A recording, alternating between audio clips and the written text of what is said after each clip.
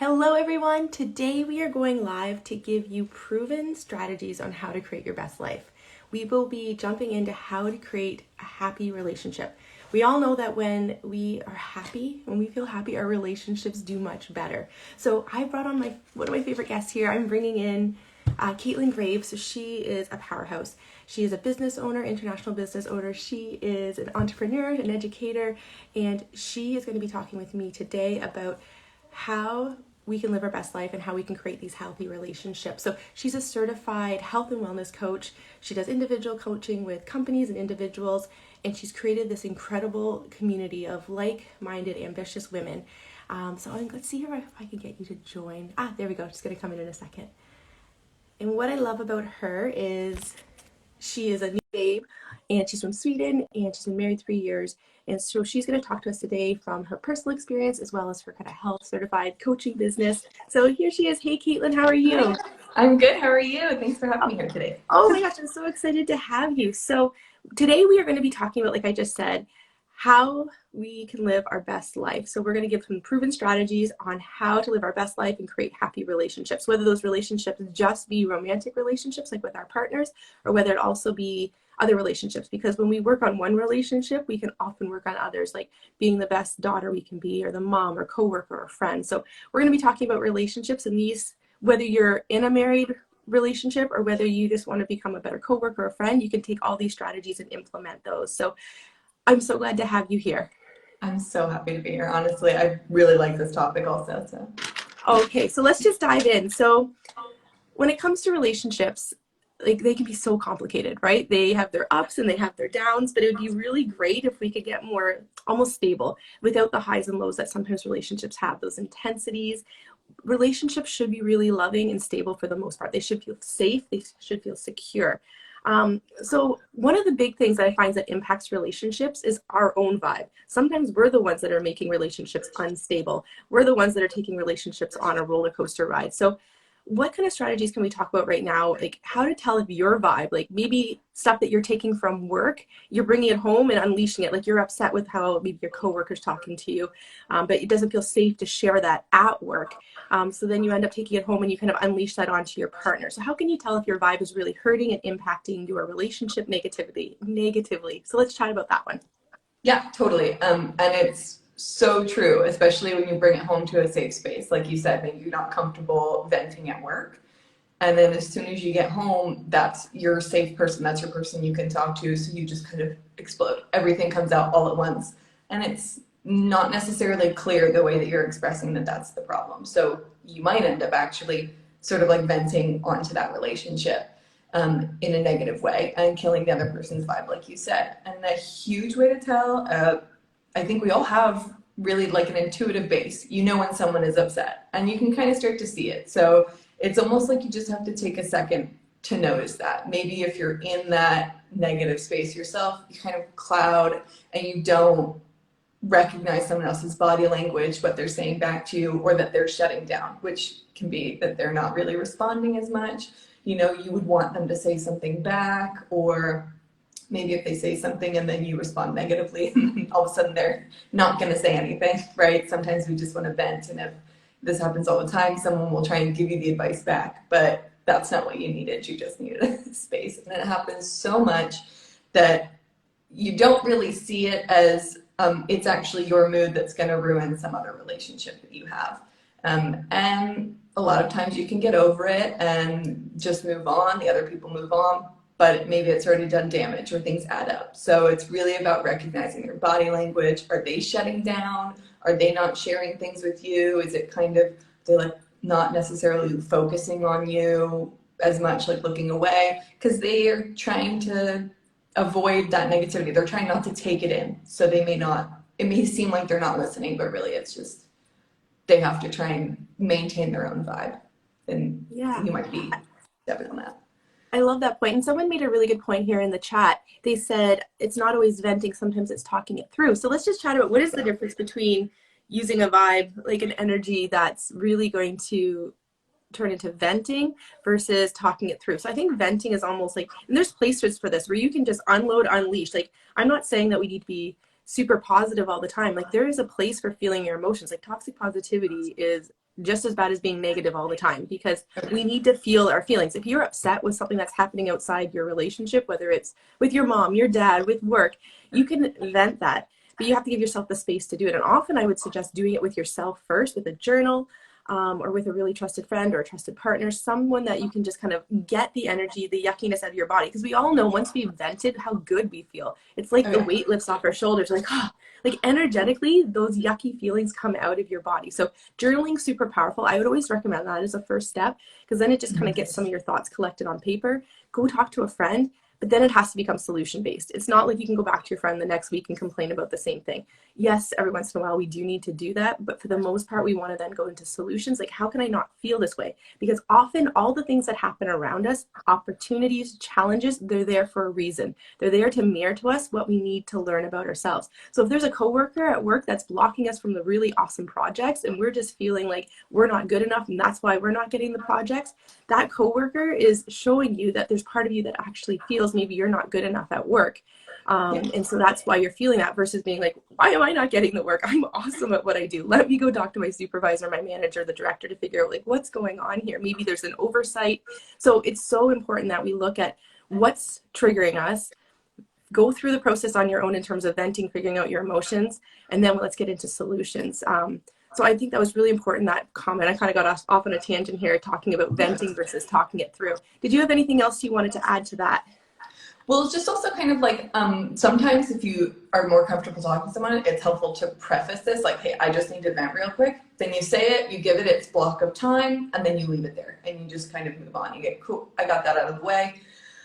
Big sigh of relief. And then we can move on to, like you said, solution, problem solving, kind of talk instead. And the other difference that a lot of people don't necessarily realize is someone also said, we're meant to vent. I saw that come up in the chat, and it's true. If we don't vent it and we hold it inside, then what ends up happening is we might kind of be upset and kind of explode that nastiness in another way. Like, why did you leave the milk on the counter for 15 minutes? And then you're really upset about that. And it's not really, that wasn't the problem. You had a bad day at work, or, you know, those types of things where it's like, this is not the real problem. This isn't the root of the problem. So if you can vent that to your safe person saying, I need to vent what happened today, and then move on, then you won't get upset about all those little things that will cut into your relationship and ruin the vibes.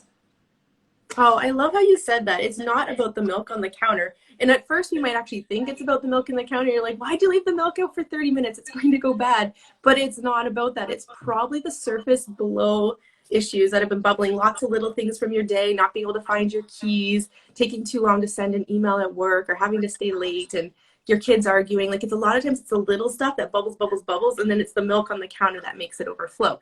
And in that moment, you might not actually realize that you're projecting your frustration from the rest of the day onto somebody, like maybe your kids or your partner, about the milk, but it's not about the milk. So it's having that like retrospective, like you can reflect upon it and realize, okay, I'm so sorry. It wasn't about the milk. I totally overreacted.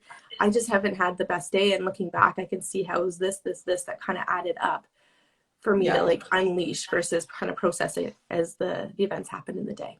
Right, because for them it comes out of left field. So if that person's not on the same page as you, then it's not gonna end up going very well. No, so much of this journey is you, like going inward. Like everything that happens to us happens for you, which is such a great, powerful way to like look at life. Instead of feeling like the victim, like, why is this happening to me again? I always have bad days. This stuff always happens to me. Instead of being like, this is happening for me so that I can learn from it and I can become my best self. So let's go to the opposite. Let's flip to the other side. What if your partner's in a really bad mood, going through a bad stage in life, whether it's with work or health or just personal stuff, mental health, and their vibe is killing your vibe? And this is one that I like with the women I work with. I see this all the time. Like their partner's not always in a great place, and it's drastically impacting their happiness. So let's talk about strategies for that when we feel kind of stuck in a relationship, and not one that we want to leave, but it isn't as happy as we want it to be. Yeah, I would say boundaries are a big one in that. And of course, you want to be that person's safe space. So, of course, you want to be there and say, like, listen to them, take it in. But again, if they're bursting out about the milk on the counter, then you kind of have to say, like, is it something else? And if they're not ready to share that, if that's not the kind of person they are, they may even burst out at you for even asking, right? Like, yeah, I said I'm fine, just move on. And they're not, you can tell they're not, but they're not willing to share that. So at that point, then I would say, yeah, set your boundaries and say, okay, then I can't do anything, but for now, I'm not going to take this personally. And if it persists, then, and it just like, even your boundaries aren't doing anything, their mood's not getting any better, and they're still not sharing it, then it may be that you need to come in and say, listen, this is overstepping. So you either need to open up and be more communicative with me and tell me what's really going on, or what's going on. We got to get on the same page, because at some point, even your boundaries aren't going to do it if the person around you is constantly just like outbursts of upset anger from something else with them. But you still want to be that safe space for them. So it's kind of just about calmly at some point having that conversation saying, let's get to the bottom of this and we can do it together. Is there something I can do to help? Or is me just being here almost like silently, but you knowing I'm on your team for whatever it is that what you need? Like, kind of what are their needs then, and seeing that. Because everybody has differences, right? Like I know I'm definitely a venter. I'll come home and I say, I just need to get this out. and then here it is, put it out on the table. And sometimes if I don't do that right, I'll have those outbursts. And then I always catch myself and go, I'm really sorry. It's not you. It's not about this. This has really happened. But my partner's the opposite. He doesn't really want to share. He just wants to process it himself, give him time, and then he'll come back later and usually kind of like reset himself. So it's just, yeah, it's a personal, every situation is a little different. So yeah, you know what, so much just came up, like that example, like just respecting how your partner processes their emotions. Some of us are really fast and need it out quick because it's uncomfortable. Others, they need to process it.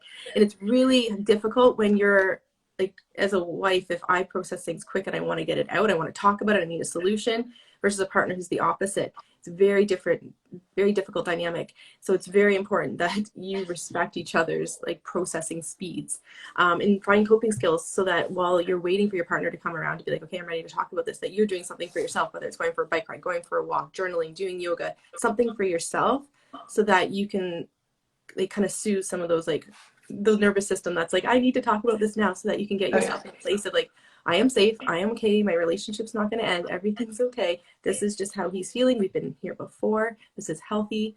Because sometimes those who have anxious attachments feel like almost like they're being pushed away from their partner, who's like, I just need some space to process this right now, please leave me alone. And they take that as my relationship's ending. And really it's not a big like red flag, it's just them processing.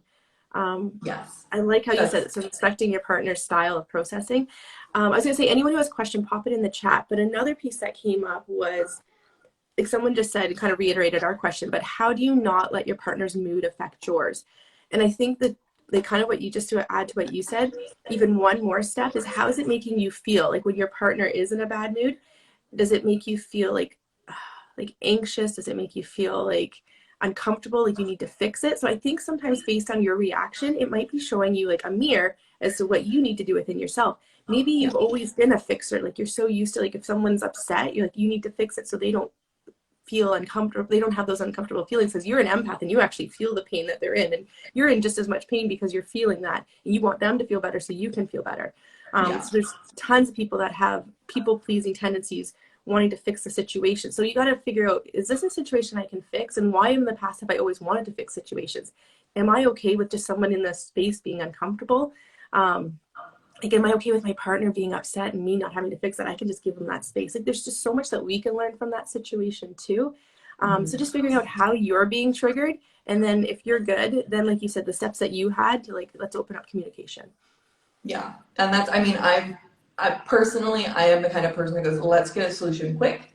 And like I said, my partner takes time away, shuts down a bit just to process themselves before they'll come back. And I have definitely been the kind of person in the past who goes, no, we need to fix this right now. Open up, talk to me right here, right now. Let's go, let's do this. It's just like, no, I can't. And the more I push, the more he pulls away, kind of thing like that. So sometimes it's going out of your comfort zone. That being said, you have your comfort zone, right? So like, I need to have a resolution to those types of things. And so one thing I've done, and that's kind of, again, setting a boundary, is saying, okay, I can respect you need the space. I'll go through that process of kind of sitting almost anxiously, like breathing, going, okay, I can't fix it right now. This isn't about me, it's not for me. But, setting that boundary, saying to him, when you're ready, though, I do need that kind of checkpoint to be like, okay, I'm back in it now, and just kind of like keep me posted, because he knows my boundary, and that is I do need that final check-in. I need some resolution here, and I know his, where in the start he's definitely gonna need some space. So it's kind of meeting in the middle. Yeah, meeting in the middle is so good. Another piece of that too is kind of just to add on is, let's see, like when this stuff is happening, it's probably happened before, just in a different scenario. So your husband feels uncomfortable. Sometimes as a child, your parents may have been kind of moody too. And the reaction you're having with your partner may be very similar to how your parents were. Like if your parents, like you felt like you had to, like if they were upset because the house was messy and you were like maybe had a lot of responsibility as an oldest child and you had to take care of your siblings and you had to like help cook, clean, and they were upset. So then all of a sudden you're like, okay, I'm not doing anything right. I need to get this fixed because my parents are going to be upset. So sometimes like that's kind of into the fixing situation again, but there's habits that we formed as in our childhood around our relationships, and often they come back into our romantic relationships. Our romantic relationships are these like huge magnifying glasses for all the stuff that kind of didn't quite work out the way we needed to as our childhood.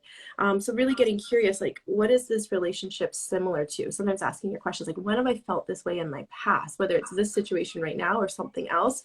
And then really, I think we need to heal that time from our past so that we don't feel it anymore in the future. I use hypnojournaling. I'm sure you have some methods too to really work on some of your past stuff, but journaling is really powerful. I use hypnojournaling, which is like I get people really deeply relaxed. We go on a journey into their mind, and where we can really go back in time and see ourselves. Like it's like a hypnosis and meditation kind of mixed together. I have one on my website if anyone wants to just download one for free, but they're really powerful because we store all our emotions, all our memories, all our beliefs in the back of our mind and our subconscious. And so often that's what plays out in our relationships. Yeah, right. Even like they say, our bodies remember trauma too. So even if you haven't come to that conclusion or that realization, you haven't done the work to realize it actively in your mind.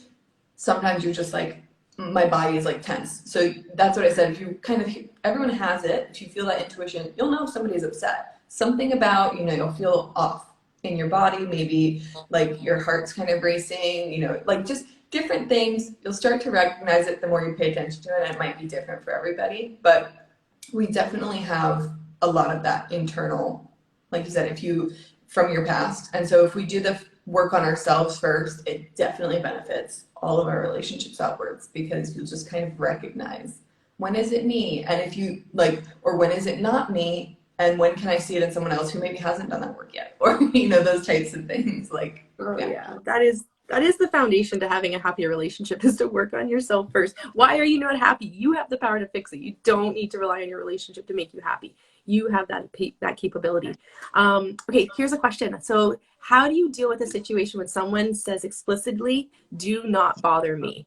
So we've kind of addressed this a little bit already, but maybe like summarize it again. Like, what is step 1, 2, 3? Step one, probably don't take it personally. Like, I would say, actually, not probably, don't take it personally. That person needs their space. Sometimes you may need your space. And I've never been the kind of person, up until somewhat recently, where even if I knew I needed the space, I never felt like I could share that with people, because as a people pleaser, you just would be like, okay, I know I'm getting really introverted here, but they need me to be here. I need to be part of this conversation, or I need to be around for other people. But you need to take care of yourself first, and it's not selfish to do that. A lot of people think, oh, self-care, but I have to take care of everybody else first. If you run out, if your tank is empty, you're not going to be any good to anybody else. So I know that's kind of a tangent, but good point to make. So yeah, step 1, don't take it personally. Then I would say step 2 is give them that space. And in that moment, you're just going to need to do what you can to get through it. If that's kind of, like you said, keeping yourself busy, going on a bike ride, doing something else, if you're the kind of person that wants to just get back into it, distract yourself with something that's good for you. And then 3, it would be coming up with those boundaries. Again, if it's when you left that person alone for a long time, then maybe and you need to check back in, you come back in and you say, hey, I've kind of reached my boundary. I just need to check in. If you still need more space, that's fine, but I need to touch base. Where are we at? What's going on? And then do you need more space, or are we back in it and can we calmly have a conversation now? Or if your boundary is, like whatever that is, kind of sometimes, yeah, like I said, mine is definitely checking in. So it's hard to think now what someone else's boundaries would be. But I would say if you have to come back and check in, be gentle doing it. And if they come back to you, then you're just kind of, at least what you've done is hopefully calmed yourself down so that you can start that conversation again as well. Really calm to just kind of receive whatever they need to talk about at first, and then come back with your boundaries as well, or with your advice, and start problem solving, or start, being in a better place together. Yeah, if you need to watch the replay, we'll post it, but those are 3 incredible steps to start with. So thank you for answering that. Another question. Oh, sorry. One point. Selfish. I want to throw that word out. When you're selfish, I want to congratulate you. You know what? You're listening to your needs. So be selfish. Do what you need to do. So I know so often that word is so triggering. Like, you think I'm selfish? I'm putting my needs before someone else. You should be selfish. Put your needs before someone else, because you need to meet your needs first. Okay, on to one of these questions. Where does consciousness come in from the mind? So we're kind of off on a tangent, but it's also important. We have 2 minds. Conscious, that's where, like Caitlin and I, we're talking, we're analyzing, we're thinking. We could be doing some planning. Like, that's the mind we're in most of the day. But it's actually only 5% of our brain power. We have 95% of our brain power in our subconscious mind. And it's like this huge computer database. It's like where all our memories are stored, whether we remember them or not. Like, all that data from physics or calculus or like history facts, it's all there, but it's just not readily accessible because our mind needs to work more efficiently. So it prunes all the little like neural pathways so that we can easily access those memories. So it's not like I can just like pull out the file folder because it's been pruned, the little connection. It's there, but there's just not a highway to get to it really easily. The highways are with the memories and the thoughts that we need right away, like how to drive a car, how to use the stove, like things that you do at work. Those are the easy highways so that our brain operates efficiently. But in the subconscious mind, that's where all our memories are. And with our memories, there's usually a belief that's stored. Like, if I had a memory and I saw one of my friends get bullied in school because they said 5 + 5 is 20, and the class completely laughed at them. That's a memory, and I now have the belief, like, don't make a mistake because people are going to laugh at you. So then maybe all of a sudden I grow up to be a kid that doesn't want to like really share things and doesn't take risks because I'm scared people will laugh at me. So we store our memories in our subconscious. We have a belief that's associated with it, and often an emotion. And that emotion might be fear. I fear speaking in public because what if I make a mistake and everyone laughs at me? And that's just one tiny example that happened for 5 minutes one day in grade 1. And our mind is full of these little snippets of our life, and there's memories, and there's a belief, and there's a feeling that's associated with it. So what happens with consciousness, if we can start to access some of those memories and start to heal them, like I can go back and almost like regress myself back to that time when I was in grade 1 and saw this and realized, you know what, those kids aren't really laughing at her because she's stupid. They're laughing because, you know what, they just thought it was silly. They're grade 1s. They're not emotionally intelligent enough to really like understand social skills. And you can almost go back and you can look at that situation from a different lens of empowerment instead of a place of fear and pain.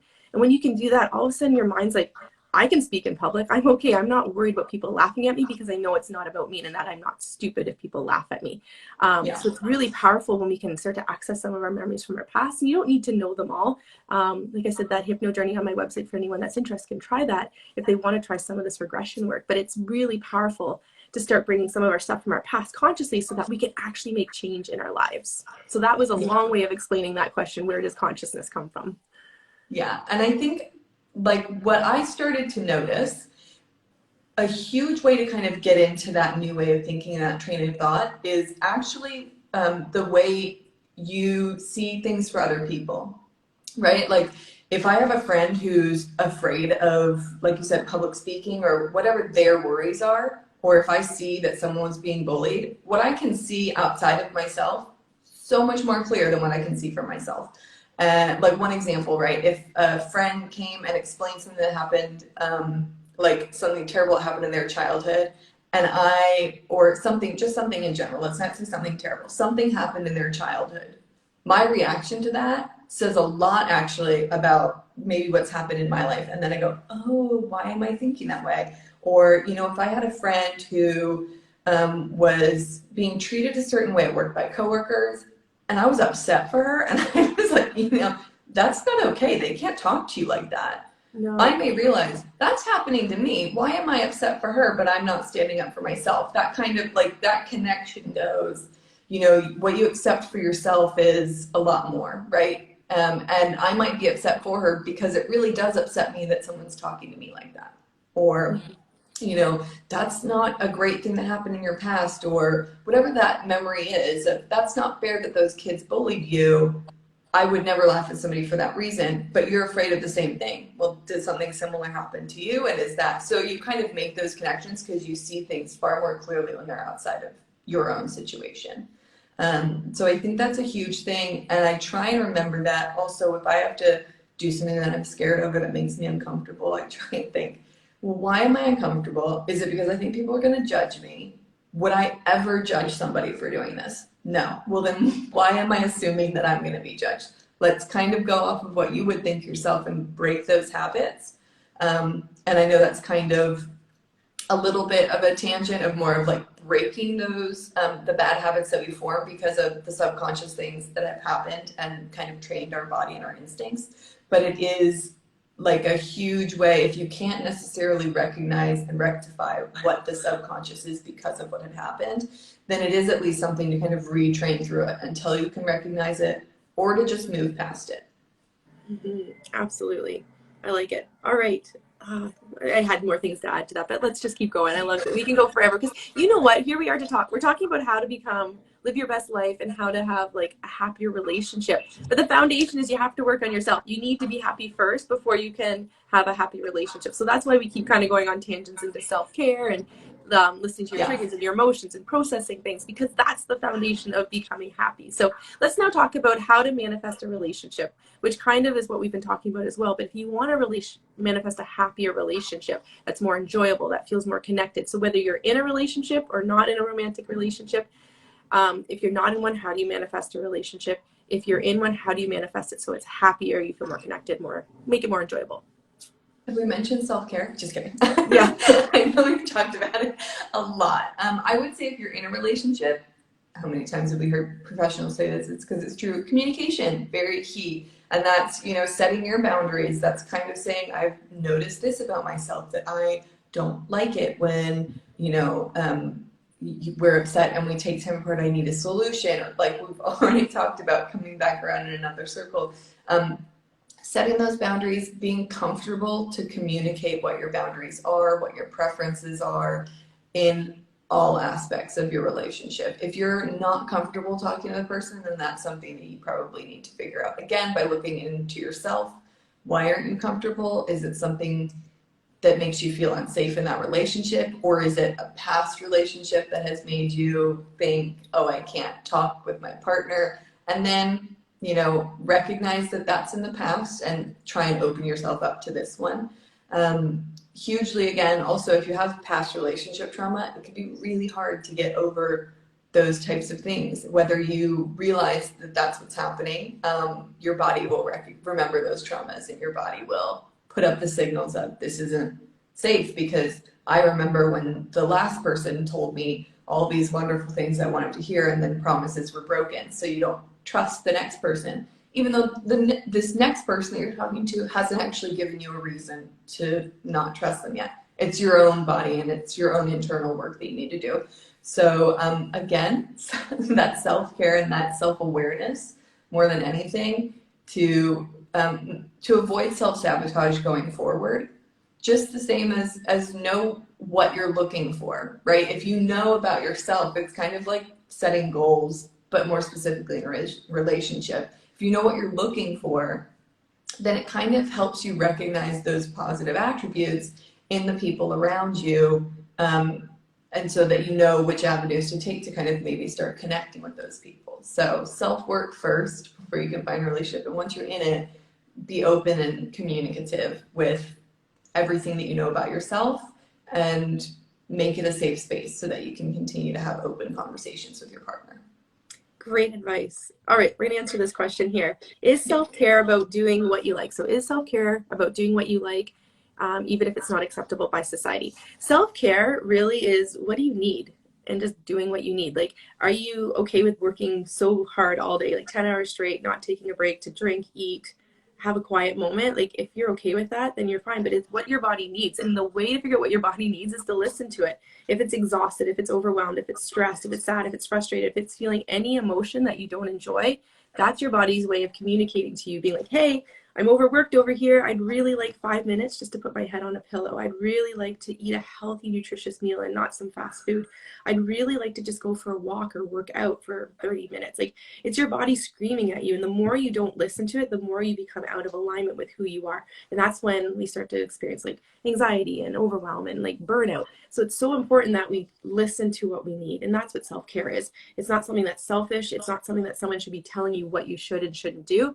And depending on your upbringing, like if you grew up in a household where mom and dad worked very hard and they very rarely just sat on the couch and chilled out, then you probably grew up with the mindset that, you know, you have to work hard and that's how life is. You work hard, you don't rest. If you rest, you're lazy. Like, lazy is a big ingrained belief that a lot of people have.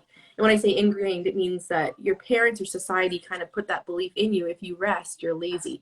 So yeah, it's really important to look at what has been projected onto you. Like, what have your parents were doing the best they could with what they knew. So don't blame them for this. It's really just like, that's how you were brought up. That's what they knew. Yeah. So yeah, if it doesn't feel right and because society's telling you that you're lazy or whatever it is that is going along with that self-care, you need it. If your body's telling you you need it, go do it. But if you're feeling guilt because you're giving yourself self-care, then that's another thing we need to work on. And it's so important to figure out, where's the guilt coming from. Again, is that childhood because then you're perceived as lazy, your parents think that self-care isn't important.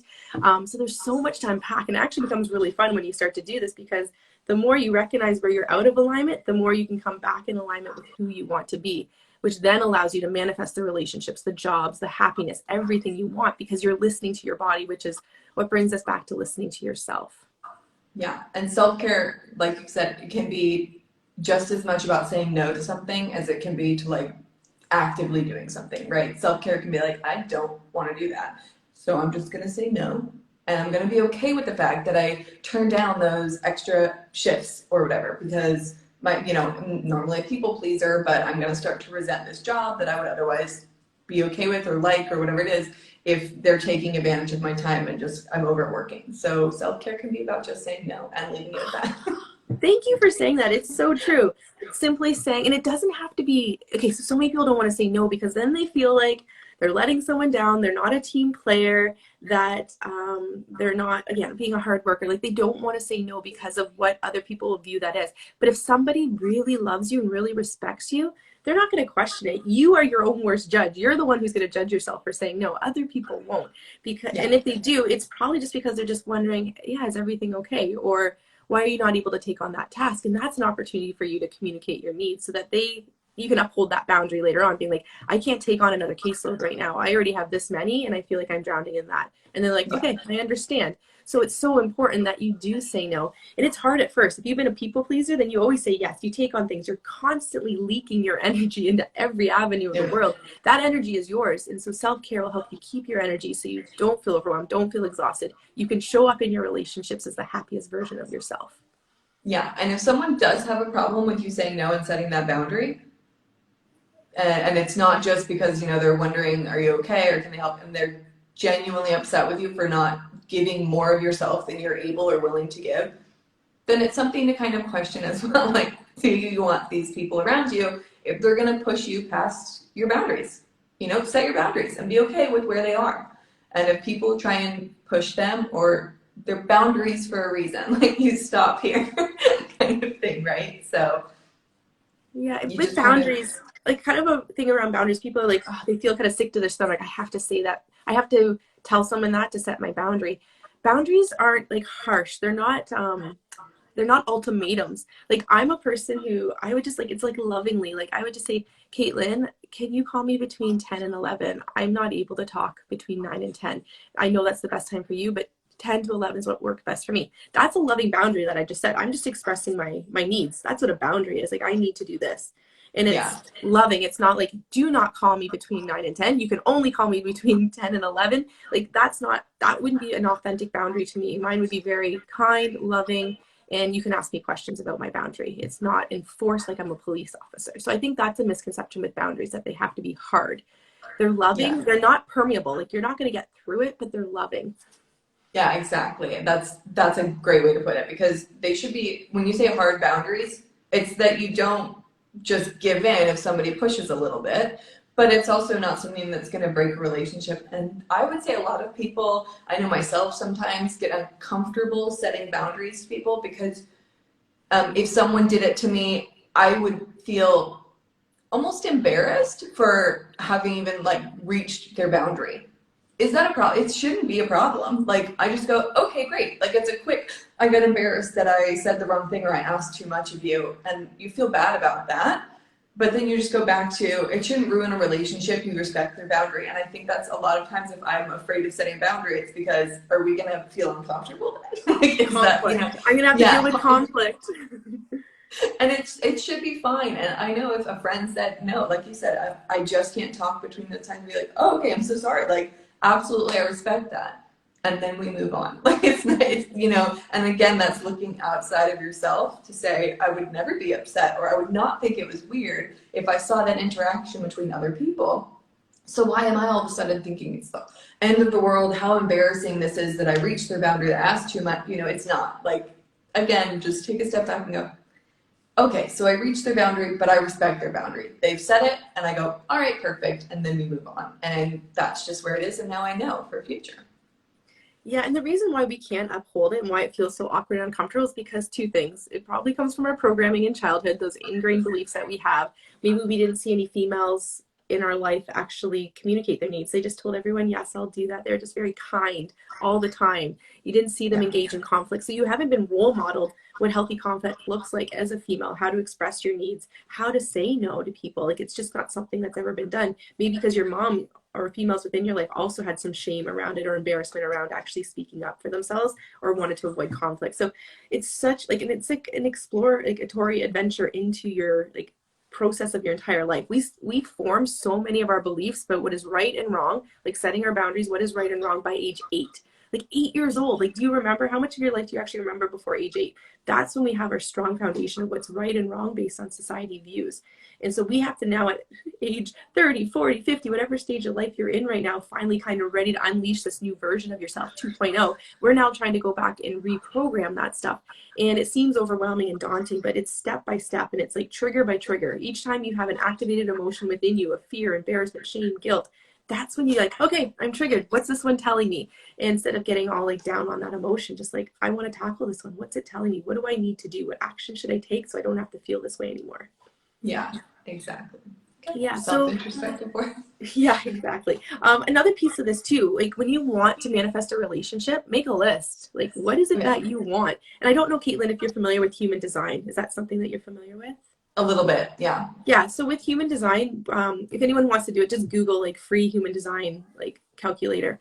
And we are either specific or non-specific manifestors. And so specific means you get to create a dream list of what it is that you want characteristics. Non-specific means you get to create a list, but you don't have to be as detailed. I'm non-specific.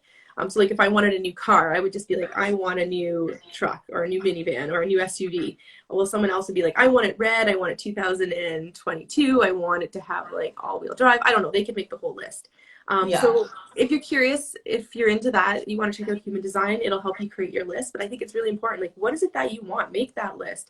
Because if there's things on the list that feel like, I can't ask for that because I'm not worthy of that, then it's really good to look into where is your worth and confidence and why are you not worthy of, I don't know, maybe a partner who, let's see, like has, I don't, I'm just, this is so cliche, but has like a really good, strong job and is financially very stable. Maybe you've always dated men that are very like financially stable. And so that's on your list, but then you realize, okay, I am worthy of it. So I think it's really important to make a list and see that list and be like, which ones do I think I'm actually not worthy of? And then starting to figure out why am I not worthy so that you can actually unblock that so you can have the partner you want enter your life. Yeah, overcoming that imposter syndrome that you can get in relationships is a lot of people recognize it in workplaces or in like physical opportunities. It happens a lot in relationships too. And and you got into that, you got into maybe a better relationship for a reason. Like you have value. Don't forget. So just kind of remind yourself and like you said, if it's on your list and you haven't achieved it because you're self sabotaging to not get there, you've got like find all your value and bring it up to the surface and realize that you're good enough for your goals. You put it on a list, go get it. Yeah, it's absolutely. So this was another question we had, but we've already kind of tackled it, but there's a slight different angle I think we can take with it. So why does your happiness make your relationship better naturally? So why is it that when you're happy, your marriage, your relationships, all of them become happier?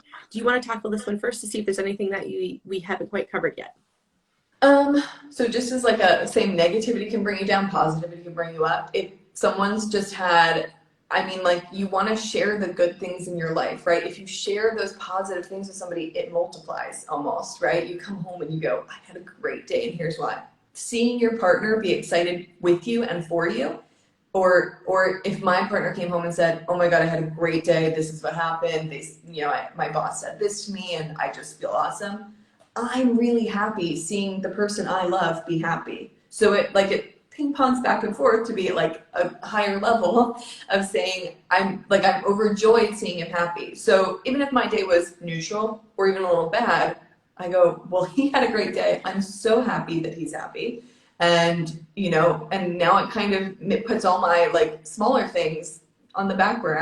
I don't care about those anymore. And so you just kind of share the positivity, and it kind of lifts each other up because you like seeing the people you love happy. So just the same, if you're happy, your partner wants to see that because they love seeing good things happen to you, just like you like seeing it happen to them. Yeah, you nailed it. I was going to bring up like law of attraction, law of vibration. So law of vibration that's the energetic level we're at. The highest vibration we can be at is love and gratitude. So when we're in a place where we feel very in love, loving, where we feel very thankful, appreciative, that's our highest vibration. So if someone comes home and they're like excited, they're happy, that's a high vibration. And when we are in a high vibration, we often attract a like vibration. So that's when people say, I'm having such a bad day, everything's going wrong, because you're focusing on the low vibe of everything's going wrong, my life sucks, everything's a failure. So then you keep attracting that, noticing those other low vibes around you. So I think it's really great when you're in a happy mood, you're going to attract other happiness into your life based on law of attraction, law of vibration. Yeah. Yeah, and then also positive, yeah, but not toxic positivity, processing the things that aren't good. But and then the other piece is the lens. Like we all tell ourselves different stories. There's like, here's reality, and we can put a different lens. We can put the negative lens on it, we can put the positive lens on it. So when you put your positive lens on, things just look so much brighter, lighter, and more fun. Totally agree.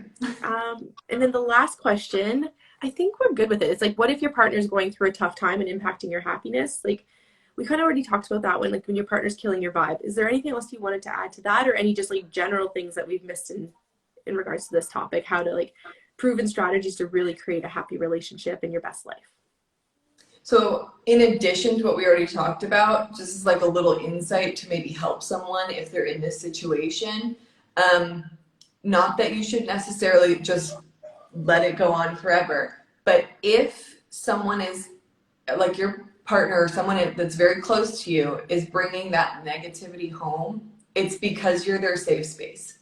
They couldn't get it out somewhere else. So at least recognize the fact that they're comfortable being like that down around you, right? Like a lot of people, they're suffering kind of depression and stuff out to the world, they'll hide it because they don't feel safe there. And they may show it to the few people that they're so 100% comfortable with that they can be in that vulnerable state of, this isn't going great for me, or I'm unhappy here. So take that into consideration as well. And maybe it'll give you that little boost of like patience that you may need to be dealing with it, going through those steps, like we said, of giving them the space if they need, or having a comfortable conversation if they need, but still setting your boundaries and saying, okay, kind of turning it around. And it may give you that enough of the positivity to know I'm their safe space. So when we get to that point, let me help them turn it around instead of just being weighed down by this.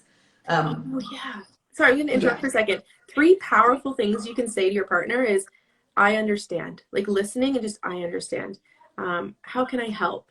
What do you need? Like those are 3 really powerful things that doesn't mean you're trying to fix it. You're showing that you care versus something else. But yeah, keep going. Sorry, I didn't mean to interrupt. It's like that. No, it's like that active listening thing, which, if you're saying things and they don't have those types of responses, you'll feel like you're not being heard. So it's the same kind of give that back. And like I said, so for example, Some years ago, I had an accident, so I was in the hospital for about 2 weeks, and I was so charming. I honestly, I don't know how. I was so charming and nice and kind and sweet to all of the doctors and all the nurses and everybody there. And then as soon as they would leave, I hate to say it, I was so nasty with my parents. I was not a nice person. I would like snap at them for, everything you're doing is wrong. I don't want the blanket like that. I want it like this. And like I was nasty. And it's because I was in such a bad space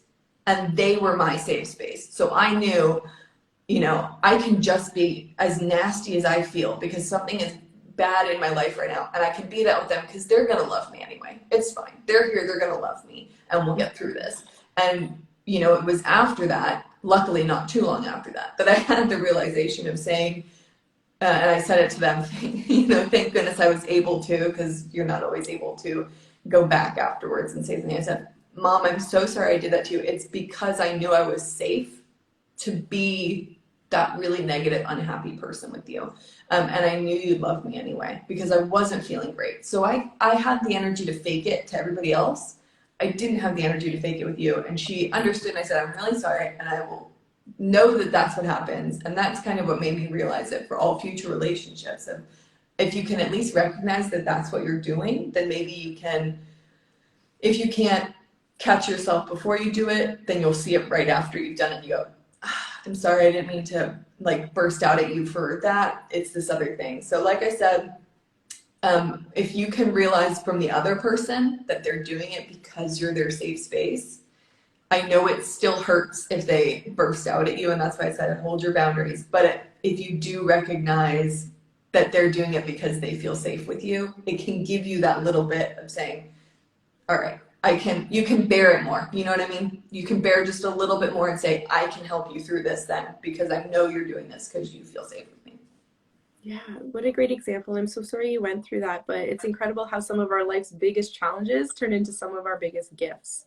And the lessons we learn from them are actually make us bigger, stronger people. It just sucks in the moment and feel every feel that you can. Like, I hate this. This isn't fair. This isn't right. I don't want this. But on the other side, there's usually empowerment and lessons to learn. Yeah. Anything else you want to add? Oh, no, go ahead. Sorry. Oh, sorry. Go ahead. I was gonna say, I remember thinking at the time, like, well, at least it happened to me because I know there's other people that don't have the supportive network that I have to get through something like this. But to my supportive network, I was not saying things like, I love you guys, thank you so much for being here. I was saying everything else was, making me grumpy. So afterthought is, hindsight 2020 is the expression, right? So live and learn, and then just kind of, as long as I said, like, if you learn from it, then that's great. So you can keep going forward in a better way. Yeah, absolutely. I appreciate you sharing that story. All right, anything else? Like, we've covered so much. We've covered like so much. So anything else you want to add? Um, I do think we covered it, but if there's any questions that people had, I don't know, like, I'm happy to answer more questions, or if there's anything else you thought of that we didn't manage to cover. Yeah, you know what? I think you can go on this journey by yourself. You really can do this journey. Like, pop any questions you have. We'll stay on for another minute or so, but you can go on this journey on your own to really kind of transform yourself so that you can transform your relationships. Some good tools to start on your own would be really just I'd grab a journal. Grab a journal and carve out, whether it's 2 minutes a day, to write in that journal just like I feel. And it doesn't need to be like a dear diary. Today I did this. I felt like this. Like, it doesn't have to be neat. It could be chicken scratches. Because what you're doing with the chicken scratches is you're just getting the energy, getting the thoughts out of your mind. You're offloading the mental load onto paper. And there's something really powerful about whether you're talking to someone or just putting it on paper, but there's energy in that. And when there's energy, emotions are energy in motion. So when you can get that emotions, those energy out of you, you will feel lighter. So getting a journal, carving out a couple of minutes each day just to almost like barf your feelings onto a page. Even taking a minute just to sit and just breathe. In 1 minute, that's all I'm asking, 1 minute. It could be like in the parking lot before you go into work or as you're coming home from work, before you go to bed. 1 minute just to sit with yourself and just do a little check-in. Like, how do I feel right now? Am I okay?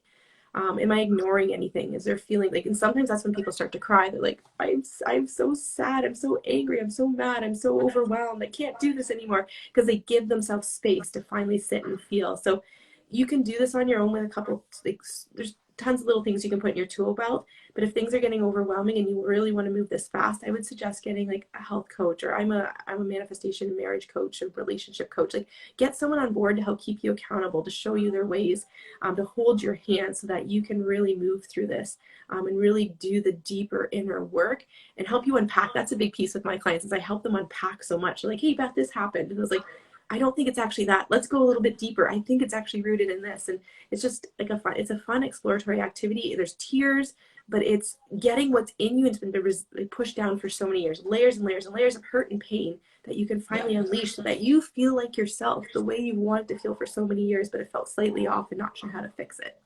Yeah. And like when I worked with clients as well, health and wellness coaching, I don't think I had one client realize until we talked about it how intertwined different aspects of our life are. So they can be saying, I am just not reaching my goals for, professionally or health-wise. I'm not reaching it, and I'm doing everything I can. I've tried everything I can think of, and we'll just sit there and talk. And before you know it, we'll realize that what's actually happening is they're not happy in over here, and they're not, like they're not feeling spiritually as calm or in a place where they want to be. And as soon as they can realign in that aspect, other things start to fall into place. Like, it's so much more intertwined than people realize. And so, like we said, if your professional life isn't going great, you're like, well, why am I just not happy in my personal relationship? I have tried everything. And then you're sitting there talking with maybe a coach or venting with somebody or writing it in a journal, and you realize, well, I'm really unhappy professionally. Maybe if I change that, things will go better in your relationship, and you'll likely see that they will, because everything just kind of domino effects into a better place when you start to connect what your goals are, what you want to be doing in all of the aspects, so that they come together. Yeah, perfectly said. Someone asked about book recommendations. So I'll give you a few, and maybe you have some as well. But just like, not even relationships, because our message here, work on yourself, transform yourself before you can really step yourself into a happy relationship. So just to really work on yourself, anything by these three authors. I love Eckhart Tolle. He does a lot of work with like the two minds, the conscious mind, subconscious mind. So check out Eckhart Tolle. Joe Dispenza is another one. Joe Dispenza, he's phenomenal when it comes to the power of neuroscience and how we can actually change our thoughts. Like, he roots it all in the science. Like, our mind can constantly, the plasticity of the brain, like, we have the ability to end a thought and create new thoughts and like transform our lives that way. So Eckhart Tolle, Joe Dispenza. Deepak Chopra is another one. He's very good at like chakra work and just meditation and just balancing your energies within your body. So those would be three of my go-tos if you're just starting this work. So check out anything by those three. And Caitlin, do you have any suggestions? I'm sure I do, and I am like completely blanking, but gosh, You know what you can do? I Put it in the comments later. Like, I'll post the replay, and then you can just throw it in the comments, because I know you have a mommy brain. Like, you're probably at very little sleep. That little one's keeping you up, and like, you just can't access things because you're just so tired. So, yeah, I think or the excitement of this conversation has left me going, I remember a message from that book, and if I could remember the title of the book and the author, I would definitely be sharing that. Like, we were just talking about journaling, and maybe someone who's watching this will know there's a concept called morning pages. Oh yeah. Yeah, so maybe even, and I read about that in a book, and now if you just get up in the morning and you keep a little journal where you just write out random, like, whatever thoughts are in your head, put them out there, completely unorganized, and before you know it, your brain will start to declutter enough that it starts to organize, and you'll be able to kind of realign and do better reaching your goals and things. And I remember, oh God, the author even clarified, you don't need to share this with anybody, so it can be, your most secret, most personal, be vulnerable, be as aggressive as you want, whatever it is, get it out on paper, hide away this journal for nobody to ever see. You never need to even look back at the pages if you don't need to, but the concept of doing it will start to clear out all the brain fog so that you can kind of really focus yourself onto the goals and getting to where you need to be. Yeah, I love that you brought up morning pages. It's a great way. So many people wake up with dread, anxiety, for the entire day. So it's a great way to start your day to kind of unpack and, like I said, offload a lot of those thoughts. I think it's an Yeah. Ayurvedic practice, this morning pages, but yeah, Google it and Yeah, it'll give you some like step by probably. steps too.